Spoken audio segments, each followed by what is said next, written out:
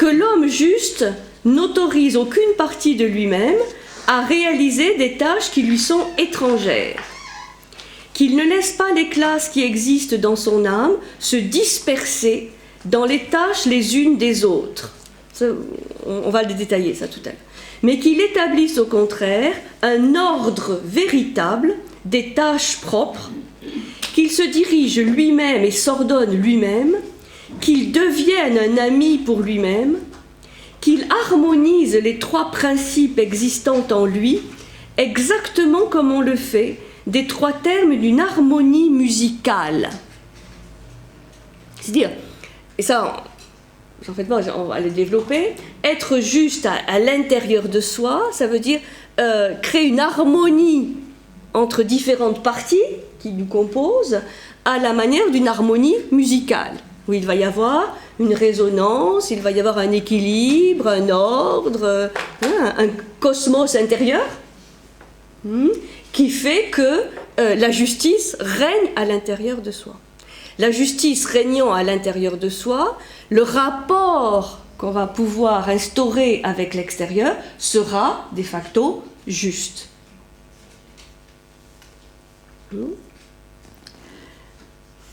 Voilà, qu'il lie ensemble tous ces principes, on verra quels sont ces principes, de manière à devenir, lui qui a une constitution plurielle, un être entièrement unifié, modéré et en harmonie.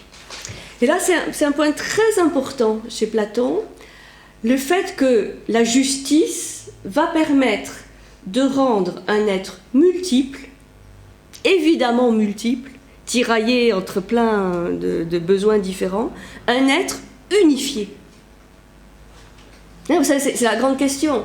Unité, multiplicité. Comment trouver l'unité en soi? Bon. Eh bien, la justice est cette vertu qui va permettre de retrouver ou de construire l'unité en soi. C'est-à-dire de ne pas nier la complexité ou les différences qui sont en soi et aussi entre les individus, mais d'arriver à pouvoir harmoniser ceci, unifier. Ainsi, s'il lui arrive d'exercer une activité en vue de la possession de la richesse, ou des soins du corps, ou de quelque affaire politique, ou de relations avec des particuliers, que dans toutes ces occasions, il agisse de telle façon qu'il trouve juste et belle, en la nommant ainsi, l'activité qui préserve cette disposition et en assure la réalisation, et qu'il appelle sagesse la connaissance qui préside à cette activité. Donc là, il y a une sorte de relation entre justice, connaissance, sagesse. Justice, connaissance, sagesse. Et, à contrario, injustice, ignorance, opinion. Donc, justice, connaissance, sagesse, injustice, ignorance. Donc, si on est injuste, c'est parce qu'on est ignorant et qu'on reste dans le domaine des opinions. Et c'est dans le texte, et qu'il appelle au contraire activité injuste celle qui va toujours à l'encontre de cette disposition, et ignorance l'opinion qui préside à cette activité. Puisque la question de justice pose évidemment la question de l'injustice. D'où naît l'injustice? Bon, pour Platon, elle naît de l'ignorance et du fait de faire présider en soi et dans la cité l'opinion. Bon, ça fait référence à ce qui va être développé par la suite, de la caverne, et surtout le paradigme de la ligne. Vous vous rappelez cette ligne, cette ascension dialectique qui nous amène de l'opinion, qui est un reflet, qui est une ombre, à la contemplation des idées et de l'idée du bien. Donc, fait, ce qui est vraiment important, et l'apport de Platon, là, c'est d'utiliser cette comparaison, cette analogie entre la justice dans l'âme et la justice dans la cité, pour faire comprendre qu'en fait, il y a une unité. C'est-à-dire, il y a un ordre unique, un ordre juste unique, une unité de la justice, et qui va s'ancrer dans l'idée du bien. C'est pour ça que cette idée du bien, elle est unique, et elle va se décliner en justice dans l'âme, donc en justice en soi, et en justice dans la cité. C'est la même chose, mais soit dans le microcosme de l'être humain, soit dans le mésocosme de la cité, de ce monde intermédiaire, et évidemment dans le macrocosme, dans l'univers. Alors, pour mesurer l'originalité de cette vision de la justice, la comparaison avec la notion d'Aristote peut être intéressante, puisque Aristote va évidemment reprendre cette thématique de la justice. Et là, on voit bien un peu la ligne de fracture ou de clivage entre les deux. Aristote ne néglige pas la justice de l'âme, puisque la justice va faire partie des vertus éthiques d'Aristote. Donc c'est pas du tout qu'il la néglige, mais il va privilégier la notion de justice par l'action. Et il va définir la justice par l'action juste. Et c'est là où on voit que le choix de Platon est différent, dans la mesure où, très vite, vous l'avez vu dans le livre 1, il y a cette inflexion pour rentrer dans cette réflexion sur la justice en abandonnant pour un temps le plan de l'action pour s'intéresser au plan de l'âme, au plan intérieur. Mais cela veut dire que quand on s'intéresse à ce qui fait l'essence de la justice, la racine de la justice, la source de la justice, eh bien on est obligé de s'intéresser à la source des actes, aux conditions dans lesquelles des actes peuvent être justes ou pas, et donc sur ce qui se passe à l'intérieur de l'être humain. Enfin, pour Platon, est évident qu'on ne peut pas réfléchir à une société juste si on ne réfléchit pas d'emblée, d'abord, sur les conditions d'un homme juste, d'un citoyen juste. Parce qu'on ne va pas pouvoir appliquer ou contraindre ou construire une société ou un système juste sans homme juste. Et il ira même plus loin, il dira il ne suffit pas qu'il y ait des hommes sages ou justes pour faire une cité juste. Encore faut-il que ces hommes sages ou justes aient le pouvoir. Et ça va donner ce qu'on appelle, Platon, la notion du philosophe roi. C'est-à-dire que même s'il ne le veut pas, c'est au philosophe d'assumer le pouvoir. C'est pour ça qu'on va donner le pouvoir à celui qui le désire le moins. Et c'est pour ça que quand vous relisez le mythe de la caverne, parfois, il va falloir pousser celui qui contemple l'idée du bien et qui se trouve quand même pas mal dans cette contemplation, l'idée du bien. Il va falloir le pousser, si lui-même n'y retourne pas de son plein gré, par amour pour ses compatriotes, il va falloir le pousser pour lui dire, bon, la cité aussi t'a éduqué, t'a permis cette ascension, mais maintenant tu vas restituer. Et tu vas retourner dans la caverne au risque de ta vie. Très marqué par le procès de Socrate, la mort de Socrate, le philosophe qui retourne dans la caverne risque sa vie. Ou, ce qui est plus doux, la risée, la dérision. Le fait qu'on se moque, parce que rappelez-vous que quand on retourne dans la caverne, on n'y voit plus rien. Et donc ceux qui restent enchaînés ont beau jeu de dire vraiment tout ça pour ça. Tu reviens et tu vois même pas clair. Donc à quoi ceci Donc, ce qui se passe à l'intérieur de l'être humain, et pas seulement ses actes. Et ceci renvoie à deux grandes thématiques, évidemment, qui sont essentielles dans la métaphysique platonicienne, autant que dans la politique. C'est que l'être humain est un être en évolution. C'est-à-dire que la notion de justice chez Platon ne peut pas se comprendre sans la notion d'une évolution. Les choses ne sont pas figées. On n'a pas un être juste ou injuste. C'est une construction intérieure dynamique. Et donc, c'est toute une alchimie à l'intérieur de l'être humain pour passer d'un état de chaos, de déséquilibre, à un état un peu plus harmonieux. Et, conséquence immédiate, s'il y a cette notion d'évolution, il y a la notion d'éducation. Puisque cette évolution, elle ne va pas se faire toute seule. Il va falloir que la cité, l'État, la nation, éduque ces citoyens, c'est-à-dire leur donne les moyens de progresser dans ce chemin vers plus de justice.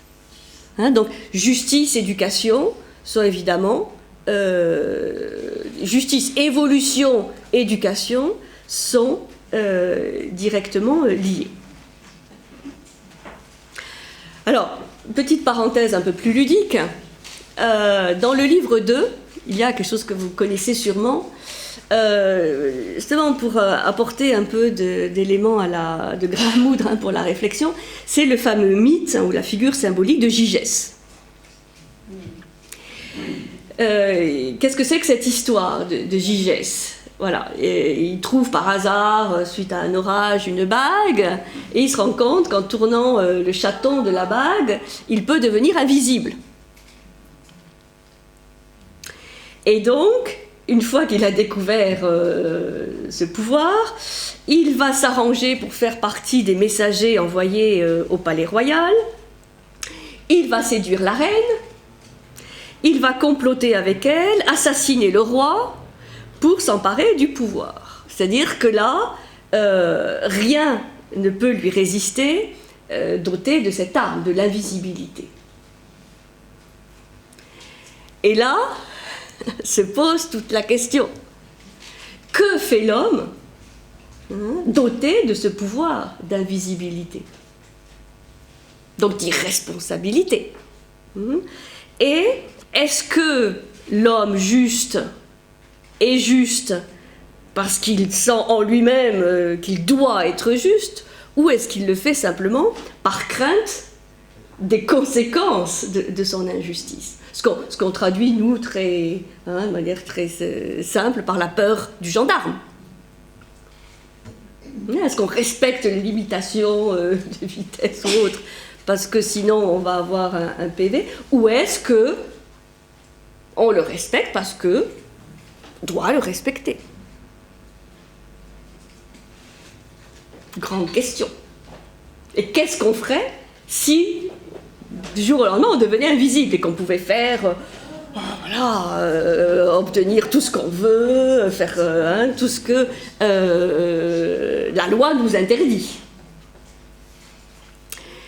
Et donc, il y a un défi qui est lancé à Socrate, en disant prouve-nous que l'homme le plus heureux n'est pas l'homme le plus injuste. Parce qu'évidemment, Gygès, au départ, il est très heureux, il a tout ce qu'il veut. Et c'est en même temps l'homme le plus injuste, selon certains critères. Donc, l'homme le plus injuste, quand il reste impuni, prouve-nous qu'il n'est pas l'homme le plus heureux.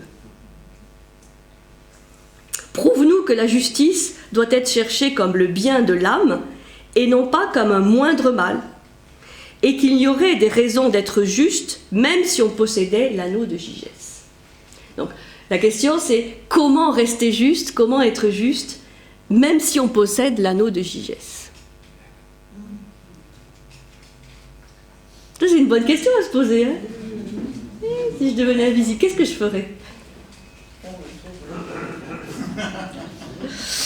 Et donc, Socrate relève le défi, puisqu'évidemment, le fait que l'homme le plus injuste soit le plus heureux, il y a quand même quelque chose qui coince, qui va pas, qui choque. Et donc, il va relever le défi et il va s'engager donc, dans une voie un peu indirecte. Enfin, quand je dis Socrate, c'est Platon par Socrate.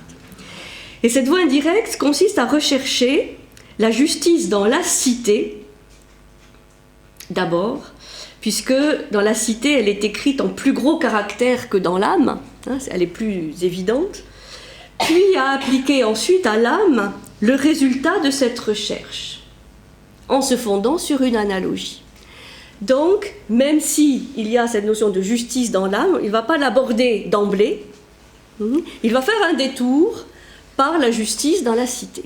Qu'est-ce que c'est qu'une cité juste? Et donc, il va se demander quelles sont les conditions nécessaires pour qu'une multiplicité d'individus, tous différents, constitue une cité. Qu'est-ce qu'on appelle une cité et comment se constitue une cité? Et donc là, on va avoir la description de la naissance d'une cité. C'est d'abord une cité minimale, une petite cité qui se contente de satisfaire les besoins des hommes, les besoins les plus évidents. Et ensuite, il va y avoir une cité qui s'amplifie, qui grandit, qui s'enfle, où il va apparaître donc la nécessité d'une spécialisation des fonctions, quand la cité devient plus importante, plus conséquente. Ouais. Où il va y avoir donc des gens différents et des besoins différents, et c'est là où vont apparaître ce qu'on appelle les trois fonctions fondamentales de la cité, et qui vont permettre donc d'élaborer cette vision des vertus dans la cité. Et il va y avoir ce qu'on va appeler les producteurs qui sont aussi donc les artisans, ceux qui produisent, qui ont une fonction de production dans la cité, les guerriers et les gardiens, proprement dit.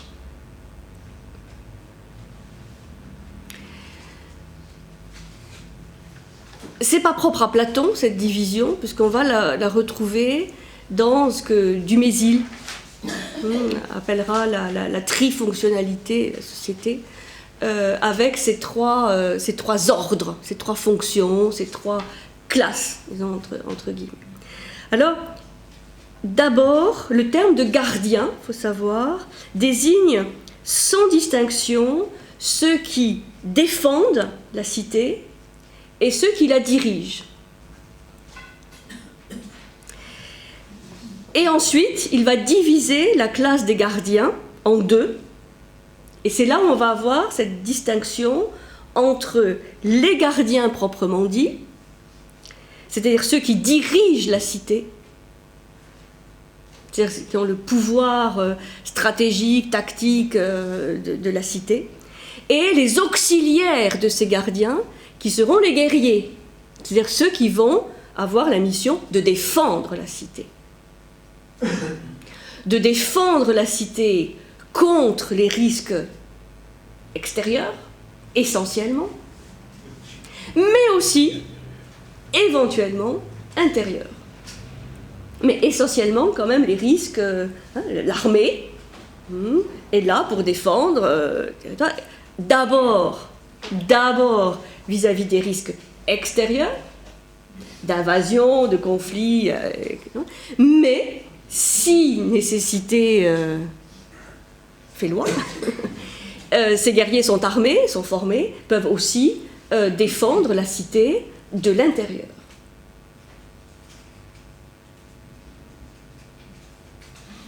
Très actuel. Donc, trois fonctions, trois ordres, les producteurs, les guerriers, qui vont être considérés comme les auxiliaires des gardiens, c'est-à-dire les gardiens vont s'appuyer sur, évidemment, les guerriers, et les gardiens proprement dit. Et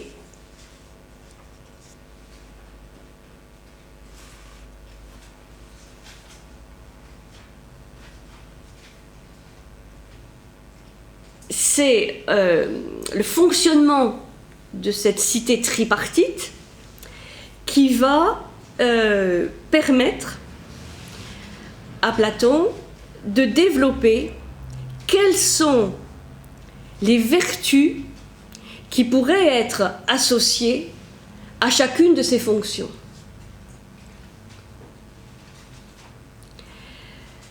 Puisqu'il va y avoir un certain nombre de conditions pour que la cité ainsi composée, qui est une cité complexe, articulée, des conditions pour qu'elle soit juste.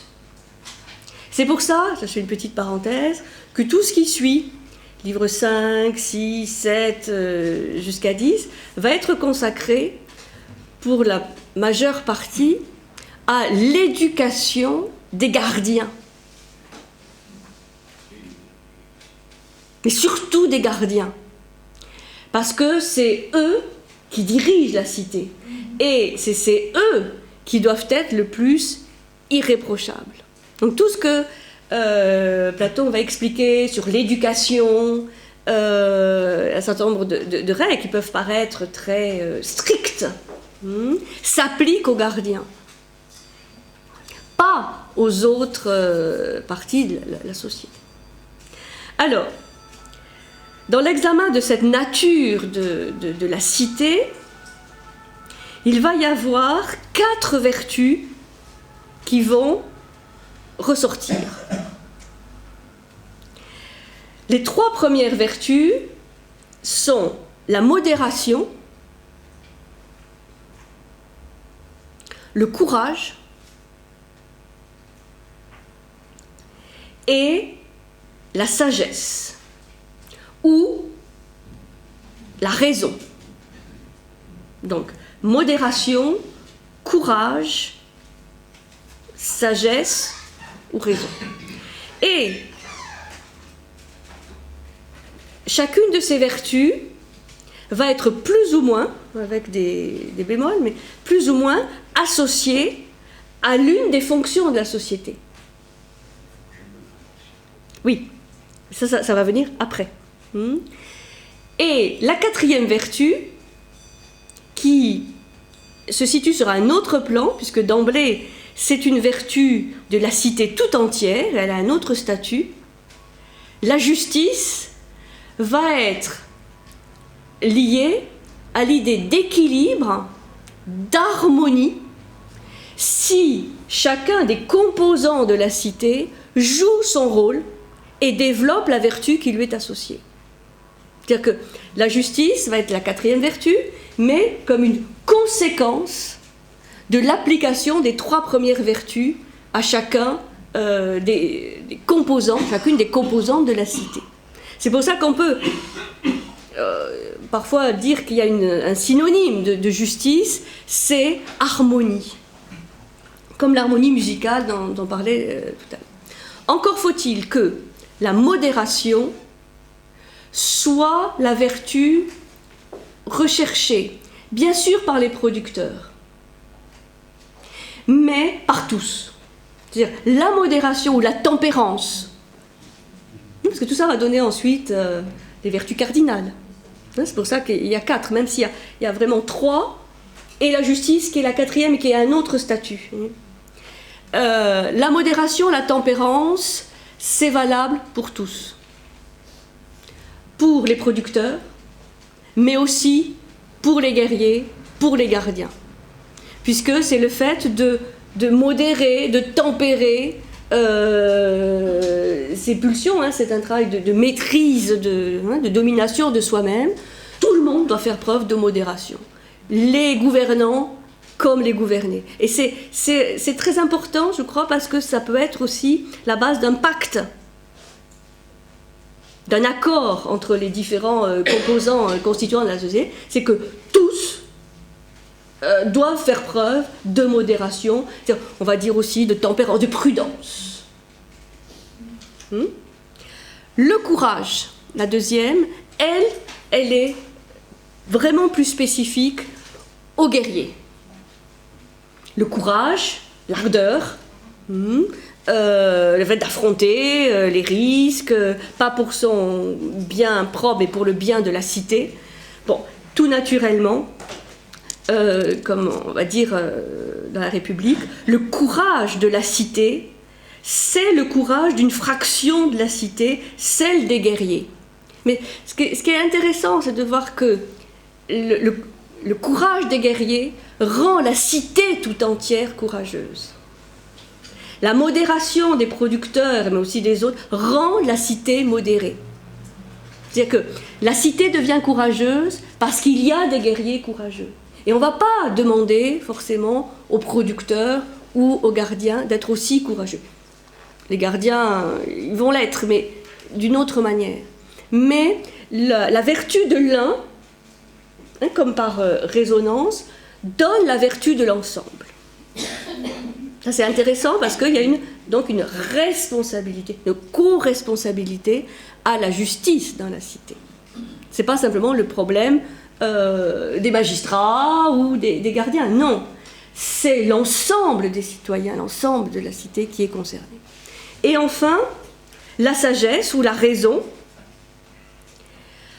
là c'est la vertu plus spécifique aux gardiens, puisque c'est ça qui va les rendre prudents et sages dans leurs délibérations et leurs décisions.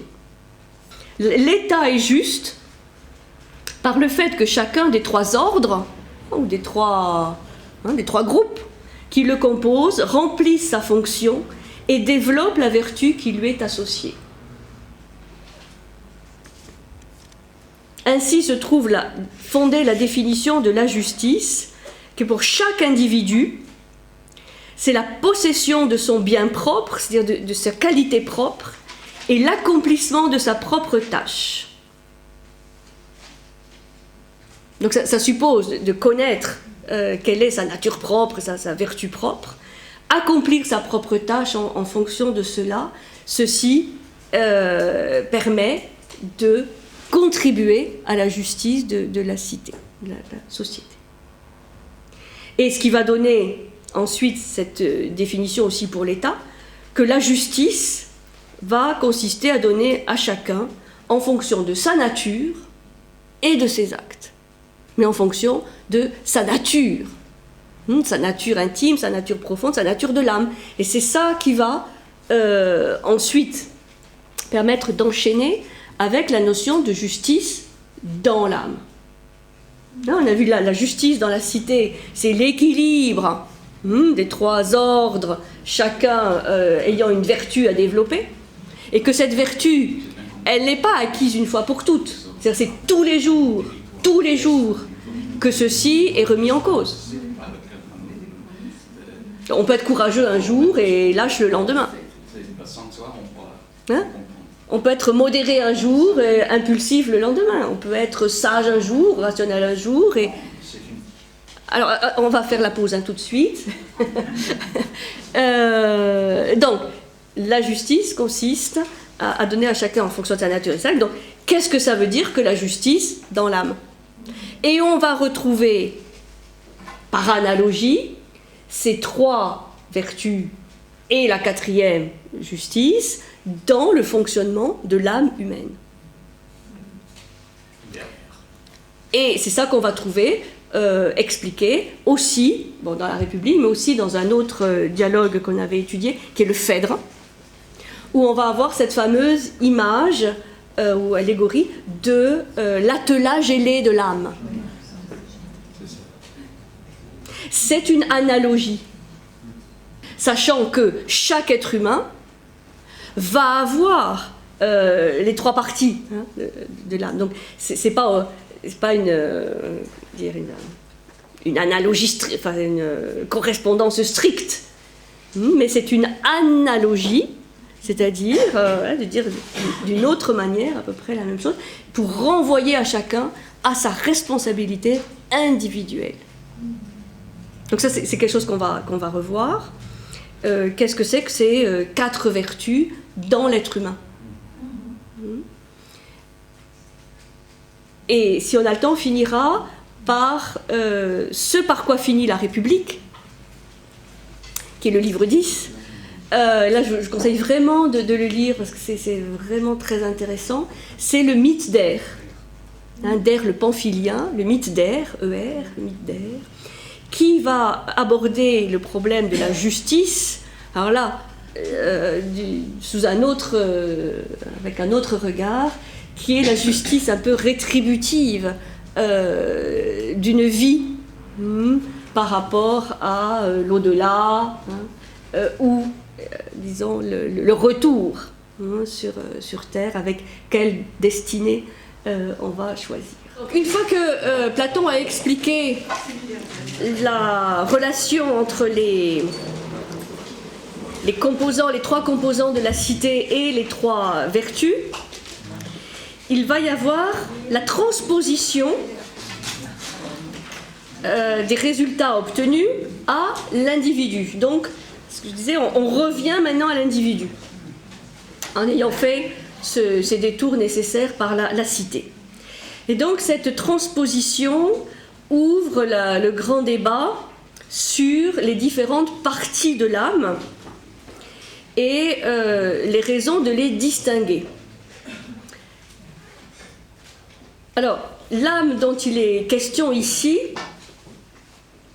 est moins l'âme immortelle et renaissante qu'on va trouver dans le livre 10 de la République avec le mythe d'Air, que l'âme incarnée, la psyché, qui est un principe de vie, un principe de mouvement, d'animation, et qui va expliquer les comportements concrets de l'homme ici et maintenant. Donc, distinguer plusieurs parties dans l'âme, et cette fameuse, qu'on appelle tripartition de l'âme, c'est souligner, entre autres, la complexité du comportement humain, les contradictions qu'il peut y avoir dans le comportement humain qui est soumis à un tiraillement entre différentes parties dont les besoins, dont les nécessités ne sont pas les mêmes. Donc il y a une complexité. Donc la composition, la structure de l'âme, elle varie un petit peu selon, elle n'est pas toujours expliquée de la même manière dans les différents dialogues de Platon, mais c'est dans la République et dans le Phèdre que l'on va trouver cette explication de la tripartition de l'âme. Puisque l'homme est à la fois unité et multiplicité. C'est une unité qui s'exprime de manière multiple. Et donc la justice, dont je vous ai lu tout à l'heure la définition du livre 4, est ce qui unifie la multiplicité de l'homme. C'est-à-dire faire régner la justice en soi, c'est parvenir à faire régner l'unité, à unifier de manière harmonieuse, complémentaire, des parties différentes, distinctes, dont toutes sont utiles. Donc toutes sont utiles.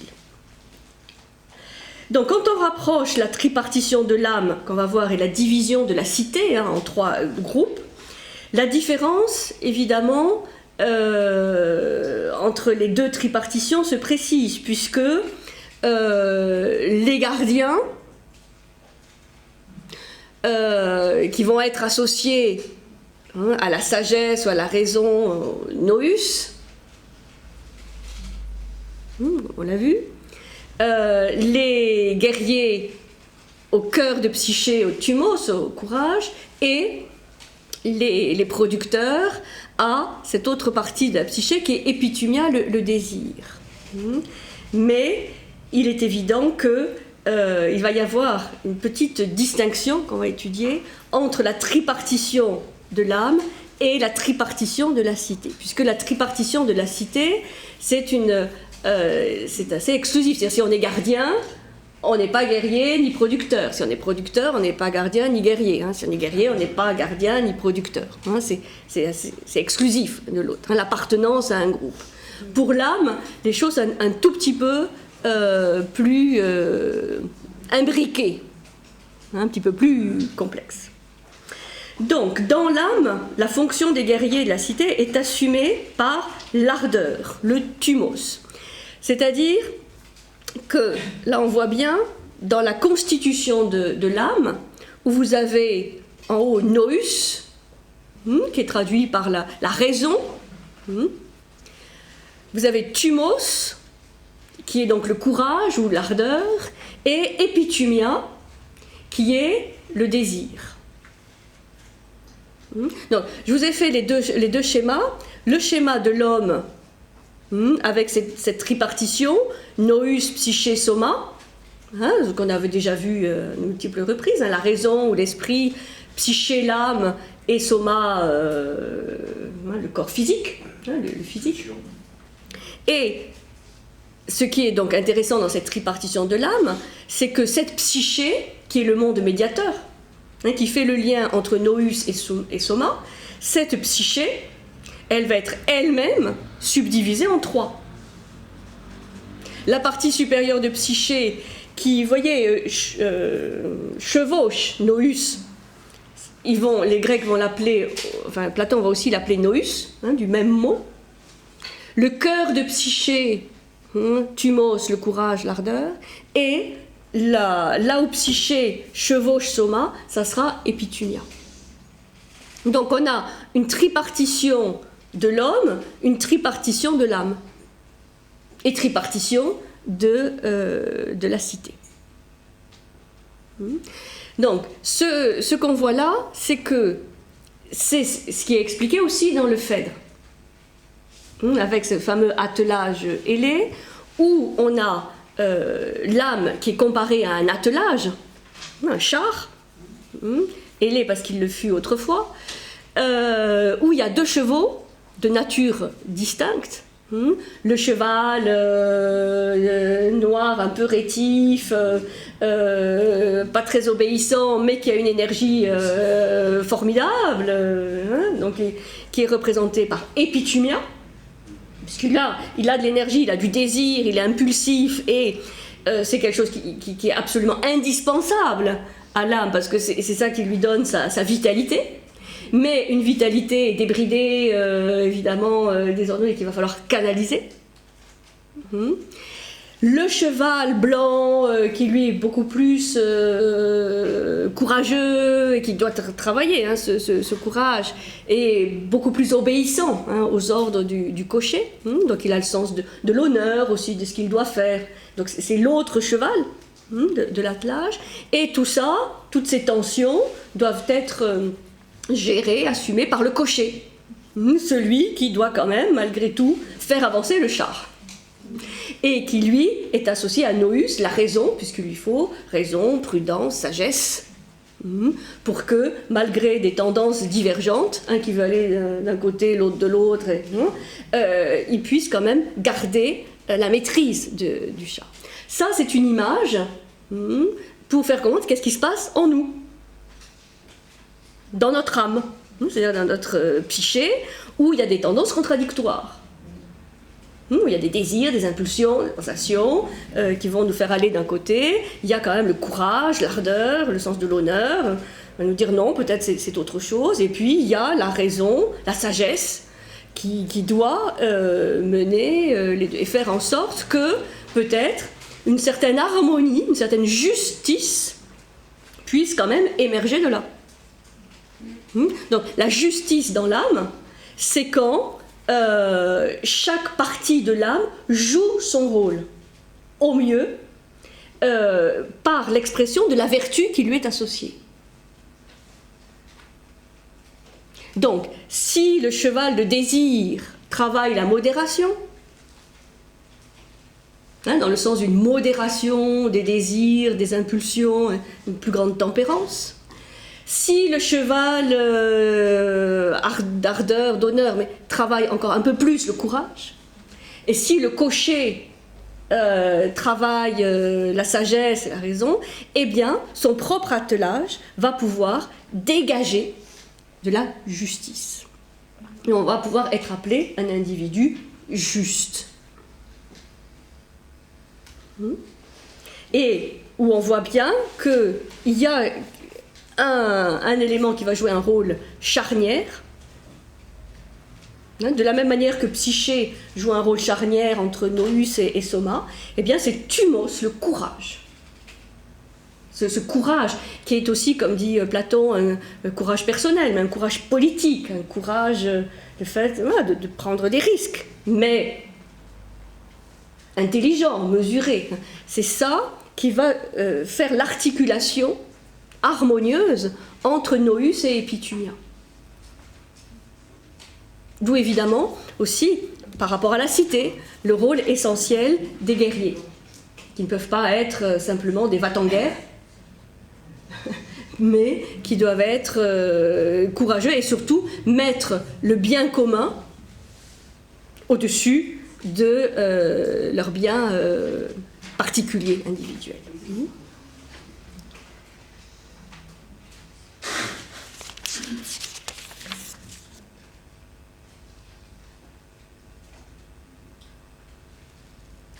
Donc, il est évident que chaque être humain possède Épithumia, Thumos et Noüs. Ce qui va faire la différence par rapport aux trois groupes de notre cité, c'est que, bien entendu, les producteurs ont aussi Noüs et Thumos. On ne peut pas dire les producteurs, ils sont associés uniquement à Épithumia, ou les guerriers à Thumos, ou les gardiens à Noüs. Ça serait simplificateur. Là encore, c'est une question de proportion. C'est-à-dire que chez les producteurs, on a Épithumia qui peut dominer assez souvent. D'où l'importance de la modération pour pouvoir canaliser un peu mieux Thumos et Noüs.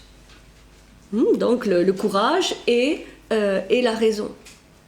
Chez les guerriers, ça ne veut pas dire qu'ils n'ont pas de Noüs, ils l'ont, puisque la nature humaine elle est unique, mais ils doivent travailler sur Épithumia, bon ça normalement déjà c'est plus ou moins fait, et sur Thumos. Et évidemment avec l'appui de la raison. Et pour les gardiens, à qui on exige le plus, ils doivent avoir une épithumia bien canalisée, bien dominée, bien modérée, du courage, donc une bonne expression du thumos, et une expression la plus importante du noüs. C'est pour ça qu'il y a cette idée d'une évolution. Là, on le voit bien, un individu peut évoluer dans le sens où il peut progresser dans la maîtrise de son épithumia, de son thumos. Ce n'est pas figé, ce n'est pas un ordre figé, statique. C'est un ordre évolutif. D'où ce qui va suivre après, dans la République, qui est quelle éducation? La fameuse paideia. Quelle éducation doit-on donner à tous, mais plus particulièrement à ceux qui doivent diriger la cité, donc aux gardiens.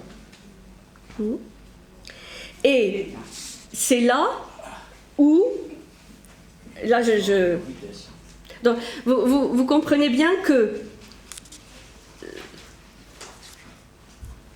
il y a une seule idée, une seule et même idée de la justice. Il y a une unité de l'idée de justice qui va s'exprimer donc de deux manières différentes, mais évidemment reliées.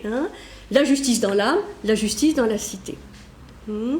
Et dans la cité, la justice émerge lorsque chacun joue le rôle qui lui est dévolu et développe la vertu qui lui est associée. Et dans l'âme, c'est pareil. La justice surgit quand chaque partie de l'âme joue son rôle, mais développe la vertu qui lui est associée.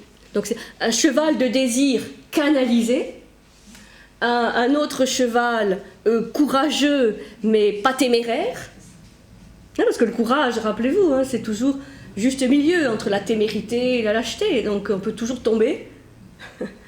dans un extrême ou dans l'autre. Donc, bon, il y a un juste milieu. Et un cocher qui a du sang-froid et qui peut garder la maîtrise de l'attelage. L'ordre juste ne vient donc pas d'une violence que le supérieur exercerait sur l'inférieur, mais c'est un accord harmonieux. Vous savez que les Grecs étaient particulièrement vigilants sur la résurgence de toute démesure, de toute hubris, de toute l'hubris, hein, mais qui a à voir aussi avec l'injustice, puisque quand on tombe dans la démesure, il n'y a plus de justice. C'est l'anarchie, c'est l'injustice, c'est la loi du plus fort, et donc et la limite. Notion de limite. Donc, un accord harmonieux, harmonie. Hein. C'est pour ça que on peut relier l'enseignement de Platon à ce qu'était l'enseignement probablement pythagoricien, hein, de la juste proportion ou harmonie entre les composants qui sont par définition en opposition. Alors, l'éducation.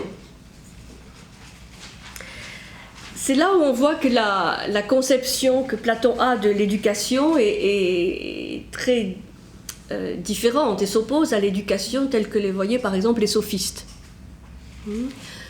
Pour les sophistes, l'éducation est de l'ordre de l'addition, c'est-à-dire on doit ajouter quelque chose à l'individu de l'ordre d'une connaissance, notamment d'une compétence ou d'un savoir-faire, par exemple bien parler, pouvoir convaincre un auditoire, hein, pouvoir argumenter le pour et le contre avec la même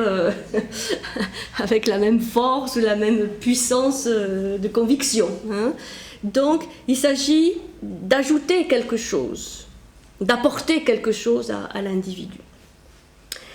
Pour Platon, l'éducation, ça serait plutôt de soustraire quelque chose. Enfin, c'est un peu schématique, disons, cette opposition, addition ou soustraction, mais l'éducation doit ôter quelque chose à l'âme, en retrancher quoi? Enfin, il ne faut pas enlever n'importe quoi, hein. Il faut retrancher ce qui la sépare d'elle-même, la rendre à ce qu'elle est par nature. C'est-à-dire, l'éducation est vue comme une sorte de purification ou d'enlever ce qui empêche l'âme de fonctionner de manière harmonieuse. Puisque cette tripartition de l'âme, elle devrait pouvoir fonctionner bien en équilibre, en harmonie, hein, tous les éléments, et pourtant, en général, c'est plus du déséquilibre, du dysfonctionnement, de l'injustice. Enfin, donc, il y a des choses qui sont en trop. Et donc, c'est la raison pour laquelle l'éducation platonicienne est divisée en deux moments, en deux grandes étapes, si vous voulez. La première, c'est de pratiquer la gymnastique et la musique. Une sorte de propédeutique, hein, de préparation. Pourquoi? Musique et gymnastique. Gymnastique, pour peu à peu travailler justement sur cet épithumia, hein, sur ce désir, de maîtriser peu à peu le corps, travailler, voilà, ce qui a été repris après. Et la musique, qui n'est pas simplement la musique telle qu'on l'entend aujourd'hui, mais tous les arts des muses, pour, là aussi, travailler épithumia et thumos dans le sens de développer le sens du bon et du beau.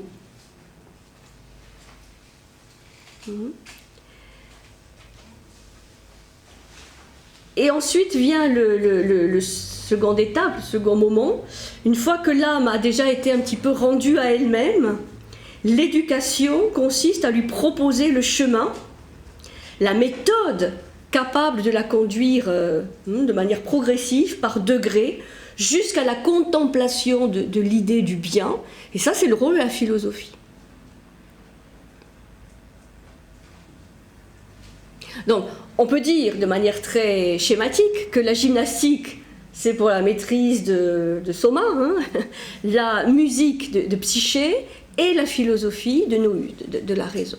Et c'est là où vous trouvez, dans les livres 6 et 7, les mythes de la caverne, l'image ou le paradigme de la ligne, avec toute l'explication de l'ascension dialectique, puisque c'est la philosophie et la dialectique qui sont les disciplines maîtresses de l'éducation platonicienne. Mais avec le préalable.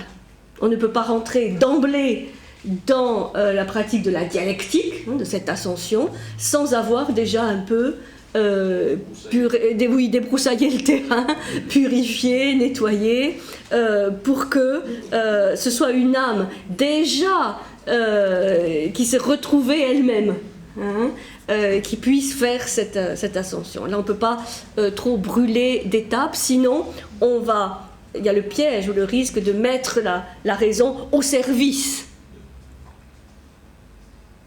de soma ou psyché. Ça existe. Je ne donnerai pas de nom. Non, c'est une blague, mais disons,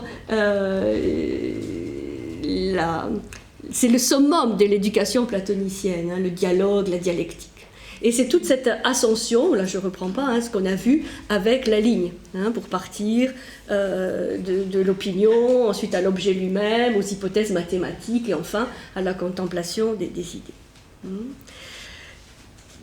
Tout ça devrait permettre donc à concevoir la possibilité d'une cité juste. Alors, il y a toujours le grand piège, hein, quand on lit la République, de se demander si c'est une réflexion sur une cité idéale, si c'est une réflexion partie de la cité elle-même, ou si c'est une réflexion plus métaphysique.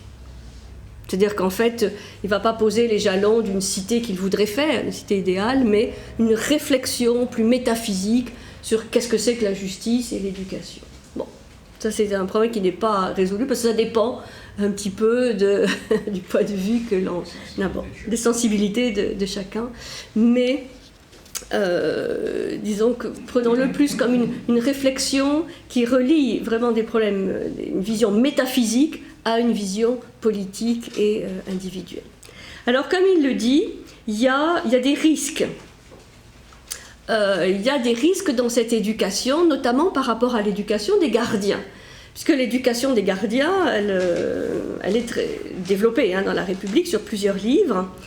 Et il va expliquer qu'il y a deux risques essentiels. C'est assez amusant. Le premier risque consiste à donner aux gardiens une éducation trop courte. C'est-à-dire de donner du pouvoir à quelqu'un qui n'est pas encore complètement éduqué, c'est-à-dire qui n'a pas fait toute l'ascension de la ligne. C'est-à-dire à confier la responsabilité de gardien à, je cite, ceux qui sont encore dépourvus d'éducation et ne possèdent aucune expérience de la vérité. Il s'agit ici de gouvernants dont l'éducation se serait arrêtée en cours de route. Disons, voilà, ils se seraient arrêtés en cours de chemin, et puis on leur donnerait déjà le pouvoir.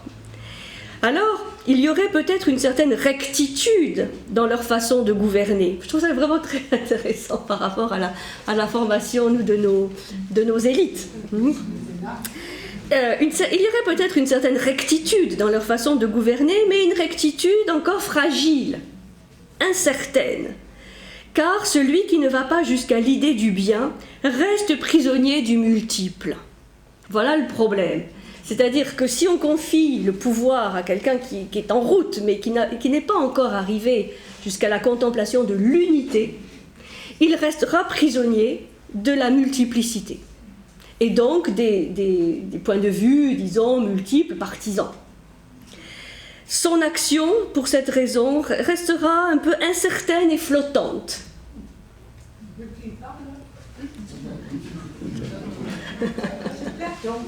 C'est Platon. Mais là, il a déjà vu pas mal de risques. Alors, ça, c'est vraiment intéressant. L'univers de nos poétiques, il est plutôt unidimensionnel. C'est-à-dire la vision de l'unité. Voilà. Et sinon, on reste dans la multiplicité, donc tiraillé entre... L'autre risque, parce qu'il y a un autre risque, consiste à donner aux gardiens une éducation trop longue,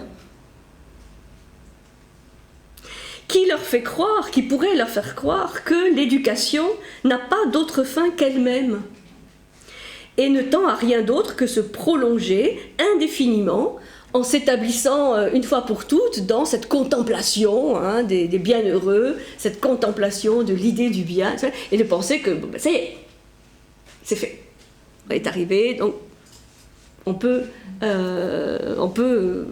avoir le pouvoir. Et ça, c'est un gros piège. C'est pour ça, comme je disais tout à l'heure, que dans le mythe de la caverne, il faut parfois pousser, inciter celui qui est dans la contemplation du bien, parce que c'est vrai que c'est magnifique, à redescendre. Et pour deux raisons. D'abord parce qu'il n'est pas arrivé en haut tout seul.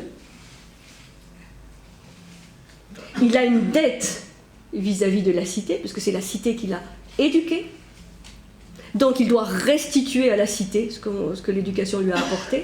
Donc il y a une obligation, un devoir de retourner dans la caverne et d'éduquer les citoyens. C'est comme autrefois, ou encore aujourd'hui, quand on passe les CAPES, on doit 5 ans ou 10 ans d'enseignement, on restitue à la société ce que la société nous a donné. Et deuxièmement, c'est aussi pour le bien du gardien. Parce qu'on ne peut être gardien que si on redescend dans la caverne. Comme on dit aujourd'hui, on se met les mains dans le cambouis, dans le terrain. On n'est pas gardien si on reste en haut. D'où son injonction. Bon, c'est les philosophes, donc ceux qui doivent assumer le pouvoir. Surtout s'ils ne le désirent pas. Et on va donner le pouvoir à ceux qui le désirent le moins. C'est pour ça qu'il y a une longue éducation où on travaille surtout cette idée du bien commun, de placer toujours le bien commun au-dessus de son bien personnel. C'est pour ça qu'il y a des choses très extrêmes dans l'éducation des gardiens. La communauté des enfants, les enfants ne sont pas éduqués par les parents. Parce qu'on considère que les parents ne sont pas forcément les mieux à même d'éduquer leurs enfants. Mais on les confie à des professionnels de l'éducation. Et une éducation par âge très très précise pour purifier le terrain, et qu'ensuite, arrivé à cette contemplation du bien, il ne soit pas fasciné par cette contemplation, mais qu'il puisse redescendre sur terre, redescendre ici-bas pour éduquer. Et donc permettre à chacun d'évoluer. C'est ça, normalement, la mission des gardiens. Et dès que ça s'enraye, c'est toute la justice de la cité qui est mise en danger. C'est pour ça que la responsabilité des gardiens est vraiment essentielle. Un producteur qui faillit, ça a certaines conséquences. Un gardien ou un guerrier ou un gardien qui faillit, c'est l'harmonie et l'équilibre total de la cité qui est mise en jeu. C'est pour ça que ça suppose une éducation longue et qui n'est pas un problème de compétence, de savoir-faire seulement, mais surtout une acquisition d'un, comment dire aujourd'hui de manière un peu banale, d'un savoir-être. Ce qui suppose une bonne maîtrise d'Epitumia, une bonne maîtrise de Thumos et de Nous. Une éducation globale, pour ne pas être ensuite fasciné par le pouvoir. Et ça, c'est ce qu'il explique aussi à un autre moment à la République, qu'on avait déjà vu, c'est comment les systèmes de gouvernement peuvent s'enchaîner les uns aux autres par une décadence interne des gens. C'est comme ça qu'on va passer de l'aristocratie à la timocratie, la recherche des honneurs, à l'oligarchie, la recherche des richesses, du pouvoir, de l'argent, la démocratie et ensuite la tyrannie. Comment la démocratie finalement va a le risque de se transformer en tyrannie, puisque la démocratie va créer des dysfonctionnements, des guerres intestines, et à un moment donné, on préférera un tyran pour mettre de l'ordre dans la cité. Donc tout ça, vous voyez, est lié, mais ça repose, et c'est là où c'est très exigeant, ça repose sur la formation, enfin, sur la force morale des citoyens. Ou, comme il le dit, on ne peut pas considérer que tous les individus soient prêts, en tout cas à un moment donné, à assumer des responsabilités politiques. Qu'il y a des examens pour plein de choses, même pour conduire une voiture, mais que pour conduire un pays, à la limite, il n'y a pas d'examen. Et que ça, c'est terrible. Et qui est formé, ces gardiens ? Là, c'était des professionnels, eux-mêmes des gardiens. Des philosophes ? Oui, eux-mêmes des gardiens qui avaient fait ce processus, dans la mesure où on ne peut transmettre, puisqu'il s'agit d'un état intérieur, d'un état de conscience, que ceux qui étaient déjà arrivés quelque part, et qui là aussi éduquaient. Et puis il y avait des auxiliaires. Pour les enfants, il y avait plein de monde qui pouvait s'occuper de l'éducation. À quel âge qui sont attachés justement à la gouvernance. J'ai pas entendu le début. Combien de gardiens? Ah, quelques milliers. Mais leur pouvoir les uns par rapport aux autres. Chacun, c'était un collectif qui dirigeait la cité. Oui, une sorte de collège. Comment? A priori, il n'avait pas d'ambition personnelle. Alors, ça c'est l'idéal, c'est l'objectif. C'est l'objectif. C'est pour ça que ce qui est intéressant, c'est que il faut bien le voir comme quelque chose de dynamique. Comme quelque chose de dynamique qui est à reconstruire tous les jours. Rien n'est jamais acquis. Un gardien qui faillit n'est plus gardien. C'est-à-dire il y a un système de vigilance parce que le plus important, c'est de garder l'harmonie de la cité. Donc une notion de bien commun qui est au-dessus de toutes les ambitions.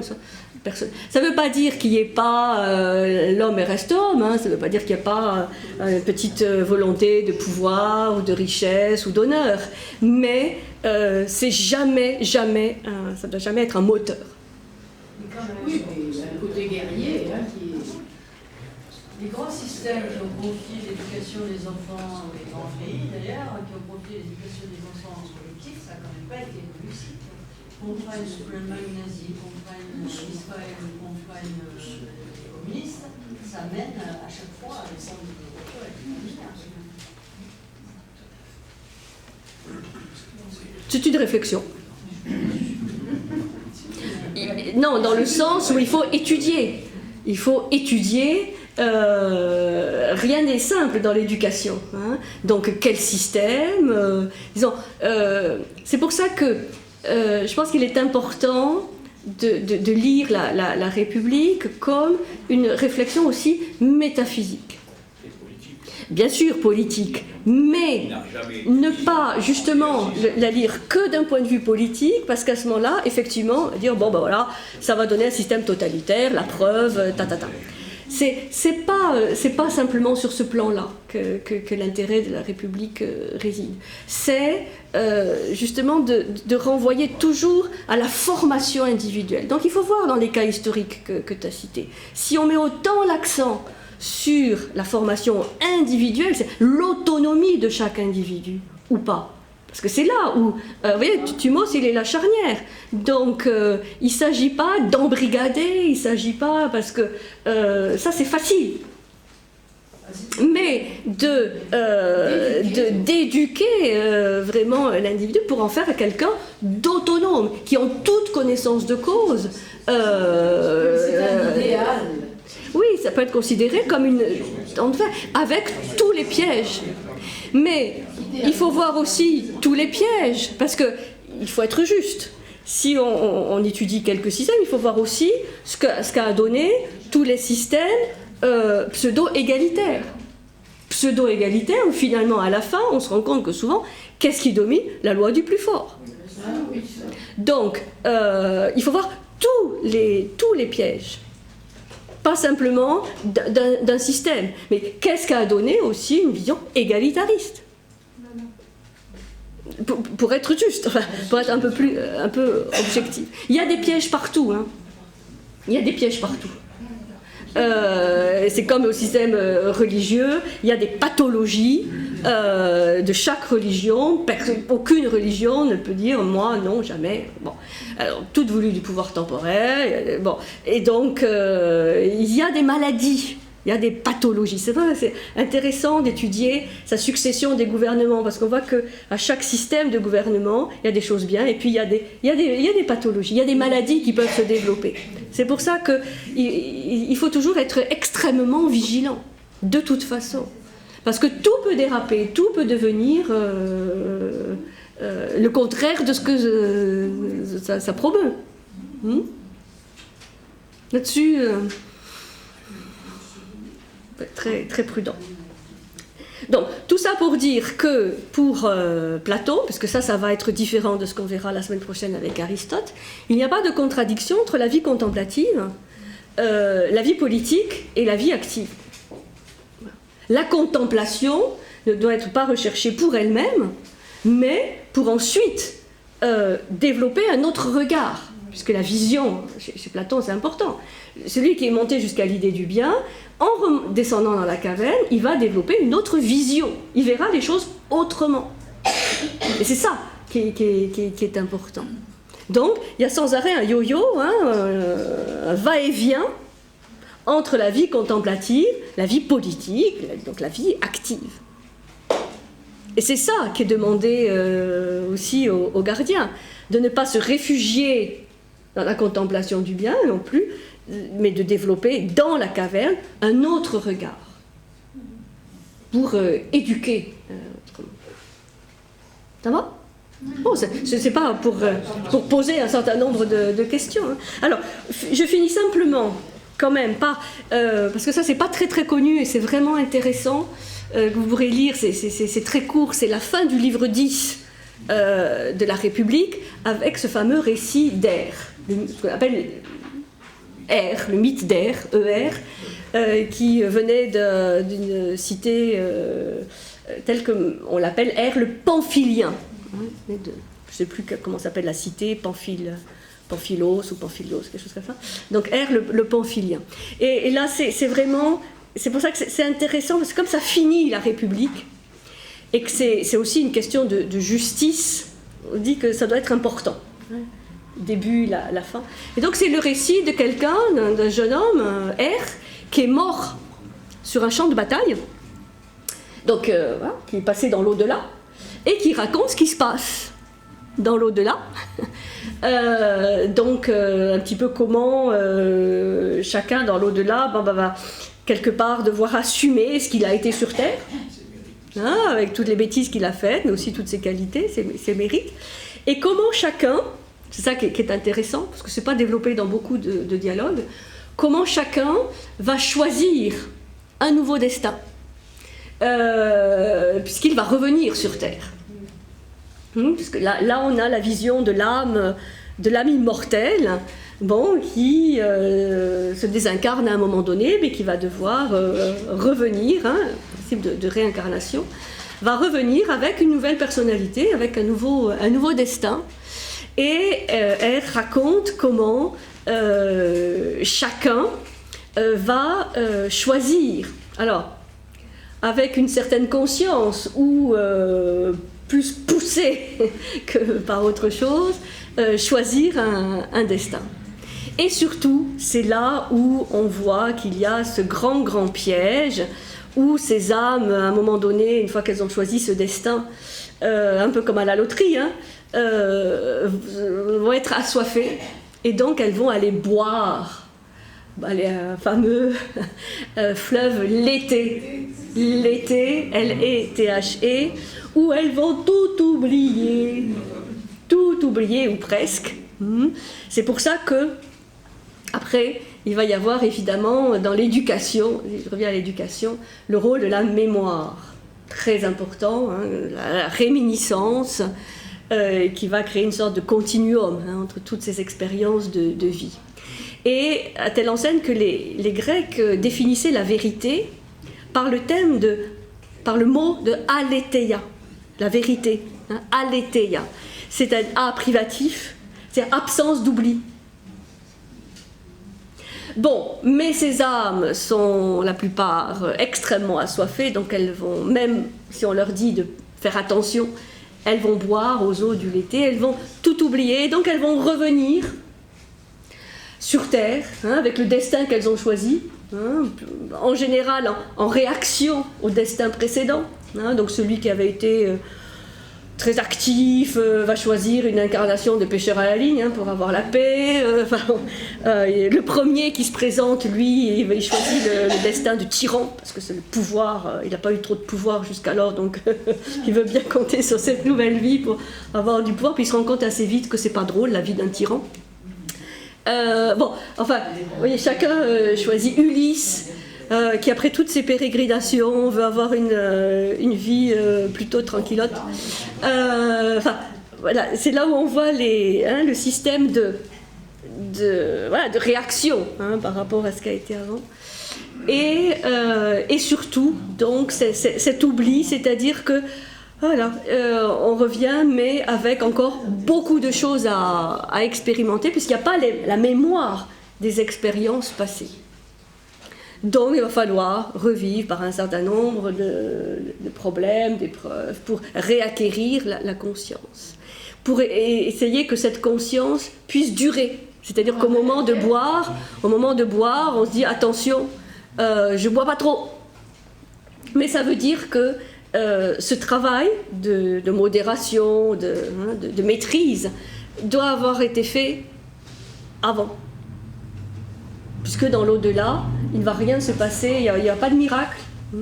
Ce ne seront que les résultats des éléments vécus de son vivant. D'où l'importance de l'éducation de son vivant, pour parvenir à un état de conscience qui permet peut-être de boire, mais pas autant. C'est-à-dire de pouvoir se rappeler de quelques petites choses dans la prochaine vie. Là, je vais vous lire simplement la fin. Donc oui, si vous avez la possibilité de lire ce petit passage, il va raconter tous les gens qui voient. C'est vraiment intéressant. Mais ça, c'est pas très très connu. Alors, ça se termine. C'est vraiment la fin de la République, hein, donc on peut imaginer que c'est important. Alors, je vais vous lire, c'est la dernière page. Après que toutes les âmes eurent choisi leur vie, donc ça y est, elles ont choisi, on les appelle, et puis ils disent un numéro, et puis à chaque numéro, il y a un destin. Après que toutes les âmes eurent choisi leur vie, elles s'avancèrent vers l'Achésis en suivant le rang qu'elles occupaient pour choisir. La déesse leur assigna à chacune un daimon, celui-là même que l'âme avait choisi comme gardien de sa vie et qui allait veiller à l'accomplissement de leur choix. Ce daimon conduisit l'âme d'abord auprès de Cloto, en la plaçant sous sa main, alors qu'elle faisait tourner le fuseau engagé dans sa rotation, afin de sceller le destin que chacune avait choisi tout en l'ayant tiré au sort. Là, vous avez, c'est les fameuses parques, celles qui tissent, il y en a une qui tisse et l'autre aussi qui coupe le fil de la destinée. Après que chacune l'eut touchée, le daimon la conduisait au filage d'Atropos. Donc il y a Atropos, Cloto et l'Achésis. Au filage d'Atropos pour rendre irréversible ce qui venait d'être filé. À ce moment, sans pouvoir revenir sur ses pas, elle progressait de cet endroit pour passer sous le trône de nécessité et traverser de l'autre côté. Lorsque toutes les autres eurent traversé, elles se mirent en route vers la plaine du Léthé, par une chaleur terrible et étouffante. Il n'y avait en effet aucun arbre, rien de ce que fait pousser la terre. Et là, au bord de ce fleuve, dont aucun récipient ne peut contenir l'eau, elles établirent leur campement car la nuit approchait. Toutes devaient boire une certaine quantité de cette eau, mais celles qui n'étaient pas protégées par l'exercice de la raison réfléchie en buvaient plus que la mesure prescrite. Donc, l'importance de travailler la raison pour ne boire que ce qui est prescrit. Celles qui buvaient à chaque fois oubliaient tout le passé. Lorsqu'elles se furent couchées, sur le coup de minuit, il y eut un coup de tonnerre et un tremblement de terre, et elles furent en un éclair transportées hors de cet endroit, chacune s'élevant vers le lieu de sa naissance, comme des étoiles fusant de toutes parts. Il avait été interdit à Er de boire de cette eau, et lui-même rapporta qu'il ne savait pas comment ni par quel chemin il avait été ramené dans son corps, si ce n'est qu'en se réveillant brusquement, il eut conscience de se trouver là, à l'aube, étendu sur le bûcher funéraire. C'est parce que Er n'a pas bu qu'il peut raconter tout ce qu'il a vu, donc on lui interdit de boire à lui. Et voilà comment, Glaucon, cette histoire ne s'est pas perdue, mais a été préservée. Elle pourrait aussi nous sauver nous-mêmes si nous nous en persuadons, car nous accomplirions alors une traversée heureuse du fleuve du Léthé, et nos âmes ne subiraient aucune souillure. Car si nous sommes convaincus par mon discours, nous croirons que l'âme est immortelle et qu'elle est capable d'affronter tous les maux, capable aussi d'accueillir tous les biens, et nous nous attacherons toujours au chemin qui monte là-haut, et nous nous appliquerons à mettre en œuvre la justice de toutes les manières avec le secours de la raison. Ainsi, nous serons des amis pour nous-mêmes et aussi pour les dieux durant notre séjour terrestre, autant qu'après, lorsque le temps sera venu de récolter les trophées de la justice, à l'instar de ces athlètes victorieux qui défilent au stade. C'est ainsi que durant cette vie et au cours de ce voyage de 1000 ans que nous avons décrit, nous trouverons bonheur et succès dans notre vie. Vous voyez, il y a quand même la notion du bonheur, c'est presque le dernier mot de la République, ça se termine là, après c'est les notes. Donc la justice qui permet de trouver bonheur et succès. Vous voyez, avec ce mythe d'Er, on a une sorte d'apothéose, la notion de justice, puisque le destin de chacun n'est que le résultat de la justice qu'il a pu instaurer en lui-même. Donc quelque part, il n'y a pas à se révolter ou contre son destin ou à le trouver injuste, puisqu'il est une conséquence assez directe de son état de conscience qui permet de ne pas boire trop ou au contraire de boire sans soif, au-delà. On a beaucoup bu, oui, on a été très assoiffés. Donc il faut faire attention aux périodes de sécheresse, de grande chaleur, pour modérer sa boisson. Donc, cette notion de justice, qui n'est pas simplement sur le plan terrestre, du vivant de l'homme, mais qui conditionne les destinées successives de cette âme dans ses pérégrinations. C'est très oriental de ce point de vue, c'est très proche de certaines conceptions. Cette justice, donc, est une sorte de justice rétributive, c'est-à-dire on va recevoir quelque part le destin qu'on s'est soi-même choisi. D'où l'idée de travailler pour se donner les meilleures conditions pour bien choisir.